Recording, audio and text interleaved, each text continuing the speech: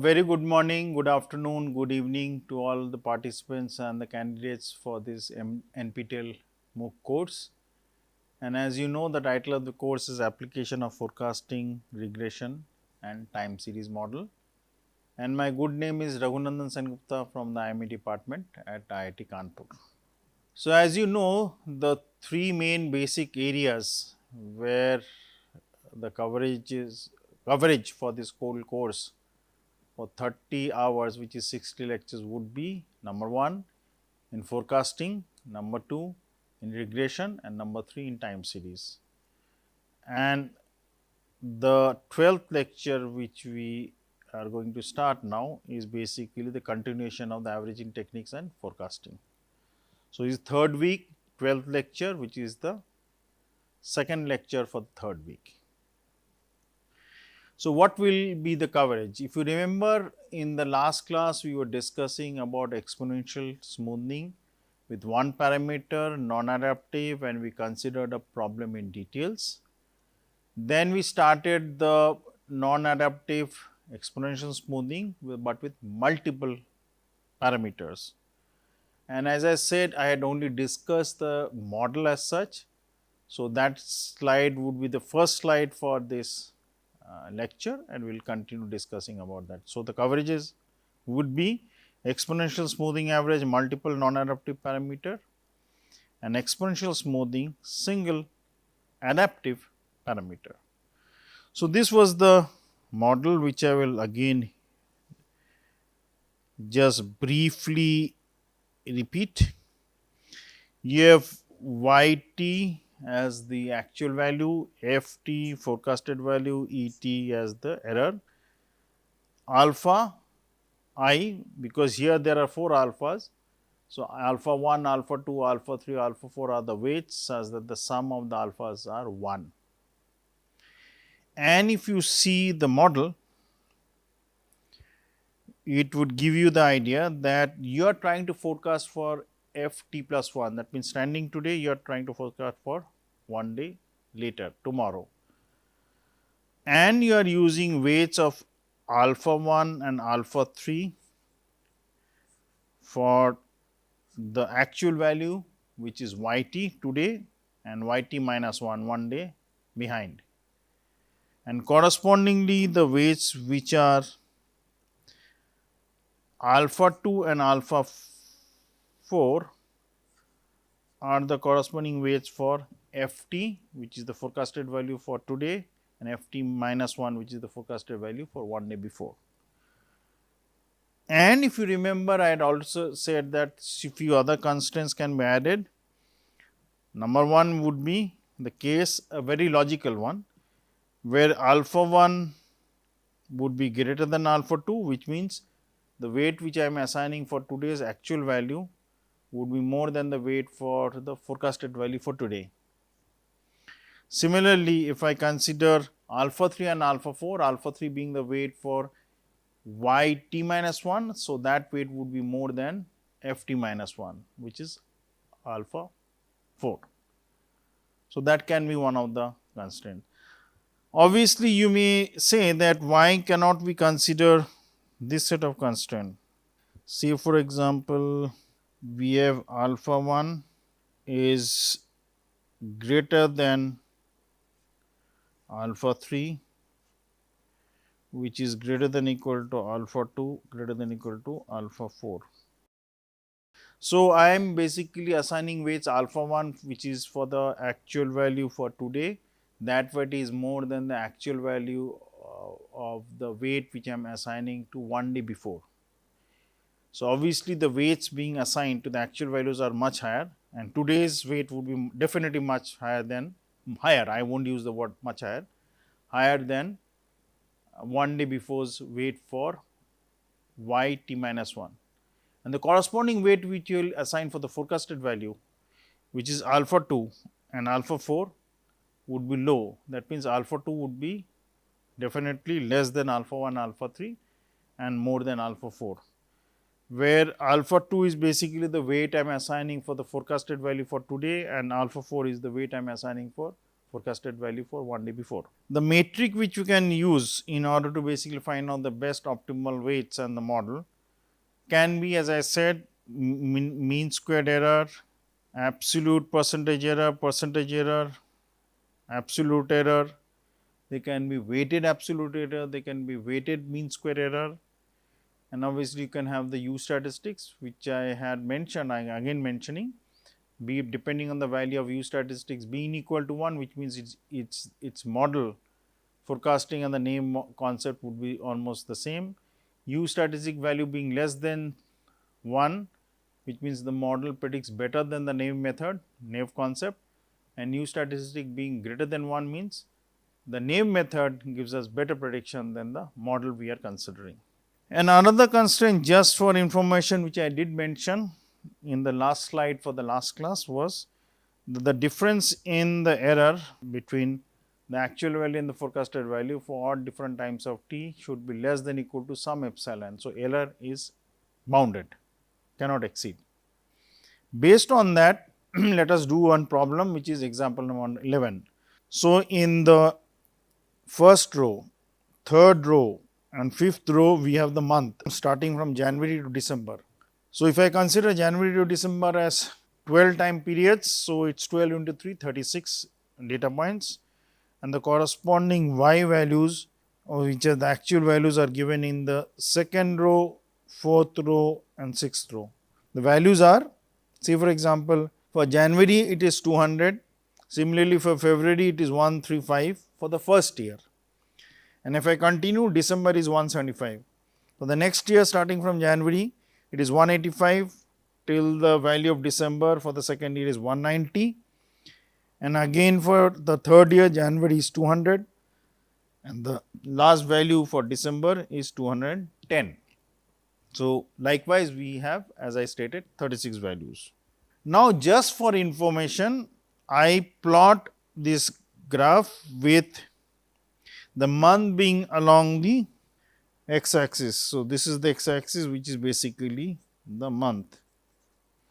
So, there are 36 time frame, and along the y axis I have the value of y which was given, and based on that I have the scatter plot along with the trend line for the 36 months. Now, the trend line is a simple case. If I remember, we will be coming to that trend line concept when we consider the regression model, but I have also shown the trend line, which is the best fit considering you are trying to minimize the error. But obviously, when you consider the weighted absolute error, weighted mean squared error, absolute percentage error, U statistic, then the best fit would look totally different. Now, there are some assumptions and I will state the reason for that. Generally, we consider, when we are starting, we consider f1 is equal to y1, which is the predicted value when we are starting for today. If I consider today being time period 1, it is equal to the actual value y1, or we can say that y1 value is taken as f1. But this may not be a good logic to start with, and many of the cases if we have the data for the past, we take the average value from past data and try to fit in that average value as basically the forecasted value for time period 1, which is y1, because there is fluctuation. So, obviously, the fluctuation can be considered in a simple way, where and obviously a deterministic value has to be considered, which is best is to consider the mean value. So, we can consider the average on the mean value from the past data. More the data, obviously better the so called assumption would be, based on the fact we are considering the mean value to be the best predictor for f1, even though for this case I have considered y1 is equal to f1. Another assumption is, we consider that forecast for the next time period, which is f2 is equal to y1. This means that we are expecting the forecasted value for the next time period would be the best estimate given by the actual value for the previous time period. That means, for today what is y1, considering all the models we have, we would consider the forecasted value for the next time period y2 would be given by y1. So, y1 would basically have all the information such that we are confident, based on which we will be considering f2. Now, based on that, if I consider, I am just coming back to the model as such. So, if I go back here, so I am considering that there are 4 alphas, alpha 1, alpha 2, alpha 3, alpha 4, and I am taking combination of them. What are the combinations? The combinations which I take for the first case, which is the second column, the alpha weights are 40%, 30%, 20%, 10%. So, they add up to 1, because 4 plus 0.4 plus 0.3, 0.7, 0.7 plus 0.2, 0.8, 0.8, 0.9, sorry, 0.9 plus 0.1 is 10 or 1. If I consider not 10, 1. If I consider the next third column,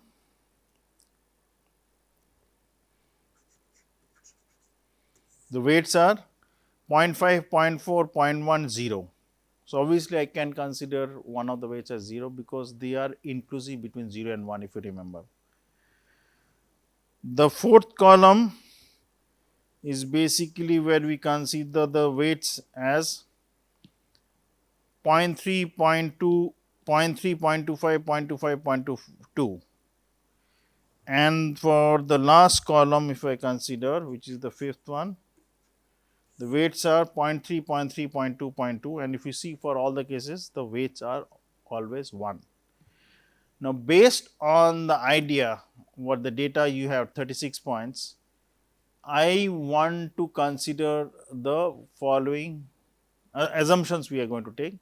We will consider, as I mentioned, y1 is equal to f1 and y2 is also is equal to y1 is equal to f1, and also we will consider y1 as the value for f2 also. So, if I consider that first value, if you remember, when you go to the slides which will be shared with you, the value was 200. So, we will consider 200 as the value for the next time period f1 and also for the next to next time period f2. Based on that, if I find out the mean square error, so once I predict considering these weights remain same. So, when I consider the second column, the weights of I am talking in percentage, 40%, 30%, 20%, 10%, they remain same throughout the calculation. Similarly, for the third column, when I consider the weights 50%, 40%, 10%, 0, they remain same for the throughout the calculation. Corresponding to fourth column, 30, 25, 25, 20, and fifth column being 30, 30, 20, 20, they remain same correspondingly. Based on that, when I find out the f value, which is forecasted value, and compare with the y value, which is the actual value. So, obviously, considering that I want to predict this, I would make a little clear. So, if I am trying to predict f3, so obviously, the formula would be alpha 1. So, this alpha 1, alpha 2, alpha 3, alpha 4 would be the case, would be case for y1 plus alpha 2 would be the case for, this would be y2, sorry, f2 plus alpha 3 which is equal to for y1 plus alpha 4 which is equal to for f1. So, this is the nomenclature we are following. Again I am repeating, alpha 1, let me change the color. So, the confusion would be removed. I'll remove, I'll erase this and again write. Sorry for that, but I am sure it will be better understood by all. So, if I consider as f3, so obviously in that case I would have alpha 1 for y2 plus alpha 2 for f2. So, that means for third time period I am giving weightages of alpha 1 and alpha 2 to y2 and f2. And here the values which you see in second, third, fourth column, the first two values, like in the second column 40, 30, third column 50, 40, fourth column 30, 25, fifth column 30, 30, those are for alpha 1, alpha 2. Then the next term would be, I am putting the plus sign with a black color, would be alpha 3 for y 1, and finally it will be alpha 4 into f 1. And what is alpha 3, alpha 4 are these values, as you see in the second column 20, 10, I am not reading the decimal, third column 10, 0, fourth column 25, 20, fifth column 20, 20. Now, immediately the question may come up, for the second column, the concept, if you remember, alpha 1 is greater than equal to alpha 2 is greater than equal to alpha 3 is greater than equal to alpha 4 is true, yes. Similarly, if I consider for the third column, alpha 1 greater than equal to alpha 2 greater than equal to alpha 3 greater than equal to alpha 4, true. But for the fourth column, fifth column, just for illustration, I have changed, and the change is as follows. If I consider alpha 1 is 30 is greater than equal to alpha 2, fine. But for just for discussion, I have considered alpha 3 and alpha 2 to be same, which is 25. And obviously, alpha 4 is 20, which is, I am again saying I am not reading the decimal. So, 0.2 is less than 0.25, which is fine. If I consider the fifth column, 0.3 which is alpha 1 and 0.2 which is alpha 0.3 which is alpha 2 are same, which is again an assumption in order to illustrate the problem. Technically, if I follow it, that alpha 1 can be greater than equal to or can be greater. So, if I follow the concept of greater, then second and third column are true for all alpha 1, alpha 2, alpha 3, alpha 4.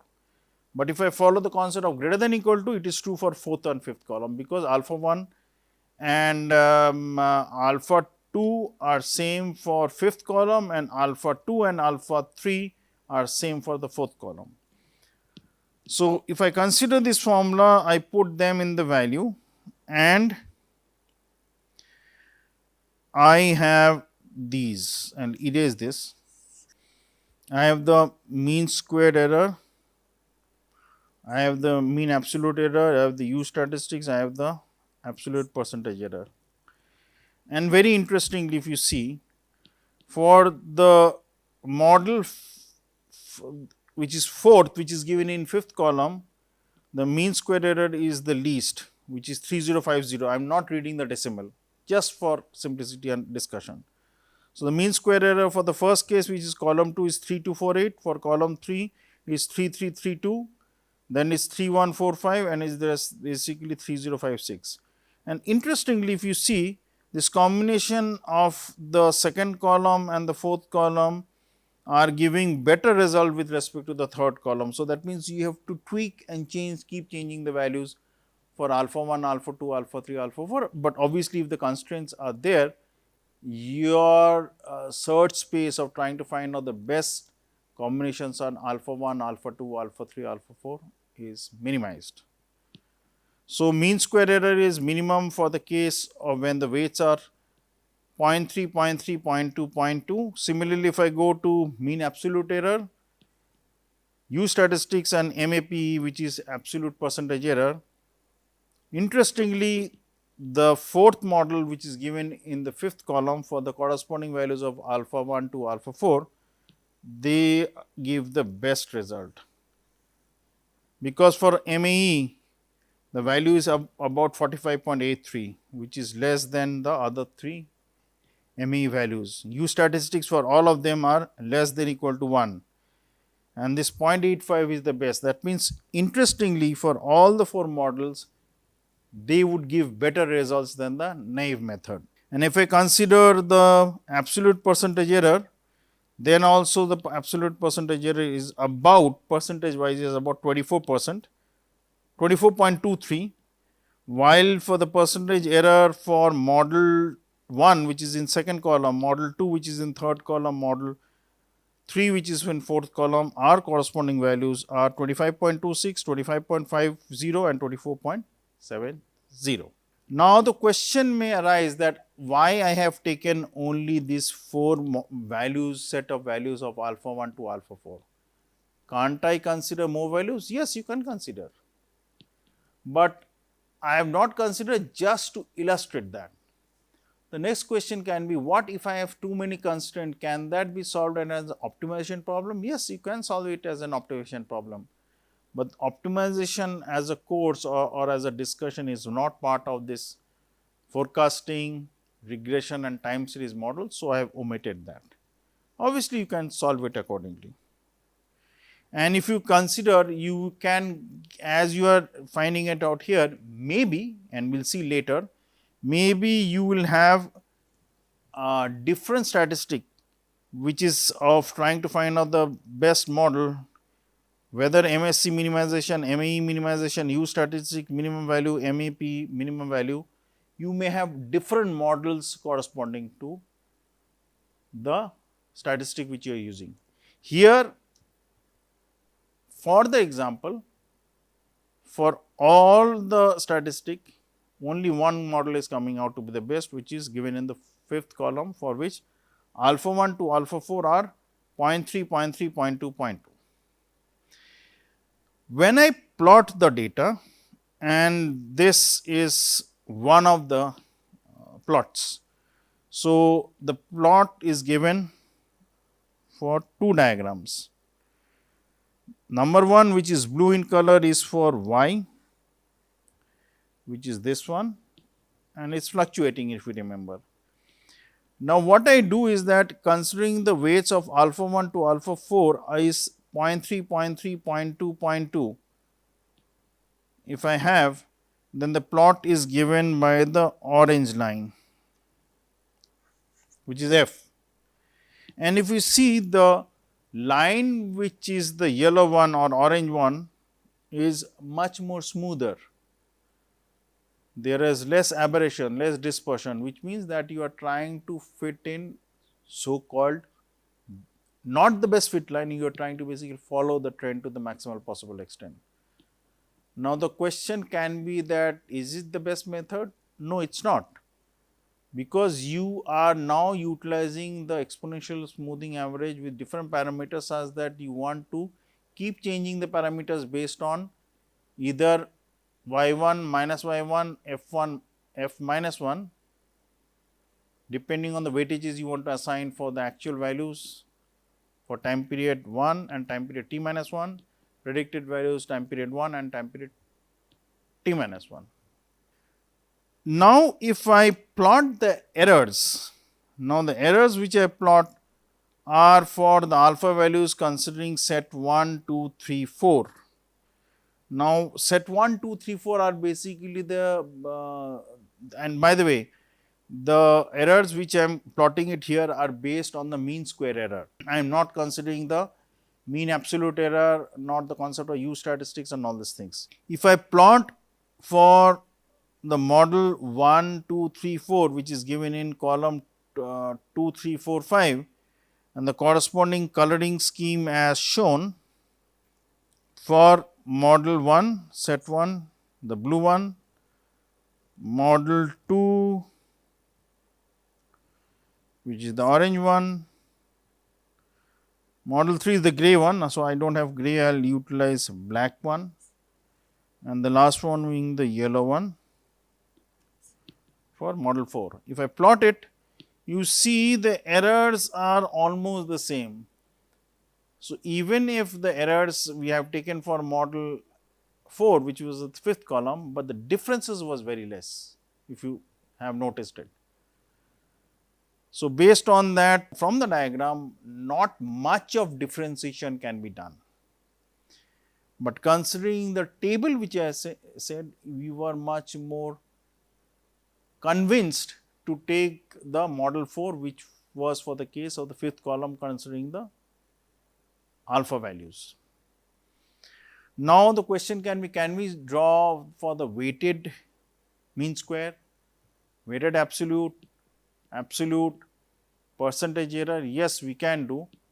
plot it and have a better understanding and appreciation how the models can be considered. Now, another important thing is when we are considering these models, what if the question comes from your side, can I consider non-adaptive parameters of more than 4? Yes, you can.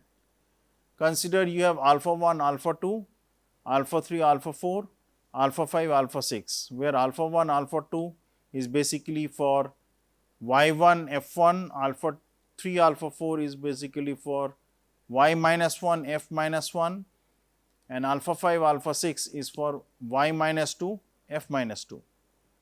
And now obviously you can keep the constraint as sum, obviously the sum of alphas is 1, which is true. Then it can be the case where alpha 1 is greater than alpha 2 is greater than equal to or greater than equal to alpha 3, and then correspondingly it can be greater than equal to alpha 4, greater than equal to alpha 5, greater than equal to alpha 6.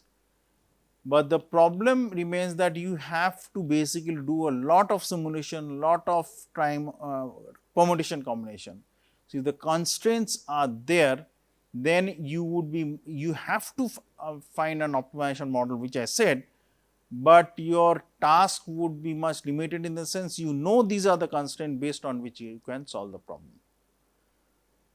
And this type of statistic which I used, mean absolute error, mean squared error, U statistics, MAPE and all these things, can they be used for the single parameter? Yes, you can. Then the question which will come up later on, and obviously it will come up, that can these metrics be used for adaptive one parameter, adaptive more than one parameter? Yes, you can use. We will consider that in more details in the next class. So, hope the flow of the course as it proceeds and you solve the problem which I will request you, and as the slides are shared, please go through them, and if you have any queries, you know that you can send your queries and our TAs would be there to help you out. Have a nice day and thank you very much.